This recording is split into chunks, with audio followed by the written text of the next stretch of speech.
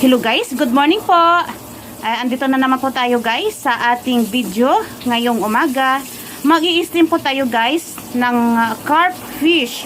Sa mga Ilonggo po ay bagong lipunan. Ayan, bagong lipunan na isda. I-steam po natin ito. Ayan, i-prepare po natin guys itong ating pang-steam. Ayan, dito po tayo sa kawali. Mag-i-steam po. Pakukulan po natin itong ating kawali. And guys, na-prepare po kami dito ng dahon ng sibuyas at saka ang parsley. Kasama ko po dito guys si Ate. Ito si Ate, starring Ate. Ayan. Magluluto po tayo ng steamed fish.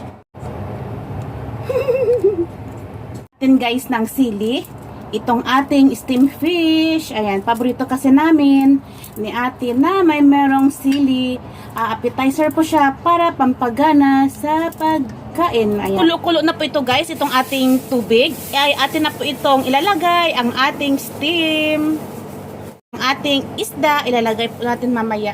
Ngayon po guys, ay pwede na po natin ilagay. Sige Ate, ikaw. I'm talking Tagalog po Ate. Ayan. Ate, please put cover. And then waiting for about 20 minutes. Ayan, iisip natin ito guys sa loob ng 20 minutos. Ay tatanggalin na ni Ate ang takip. Ate please. Ayan.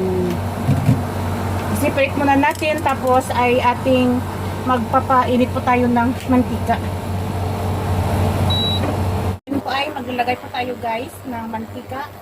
Ay add some. And then I will tell you if it's enough. Thank you Ate.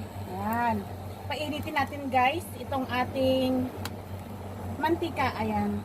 Pag mainit na, ilagay po natin mamaya ang ating spring onion. Please. Ate, please put the soy sauce. Ayan, lagyan natin ng soy sauce.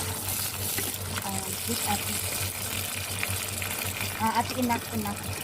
And then Ate, please add the chicken powder, please. Chicken powder. And then we'll mix all the ingredients. Yes, it's okay na. Yeah, it's okay na Ate. Thank you po. Ayan.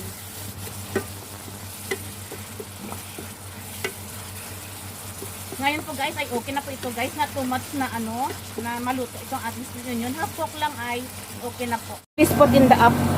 Sige te. Up to here, te. Sige, te. Yan. Thank you, te, ha. Nakalimutan, guys, ang ginger.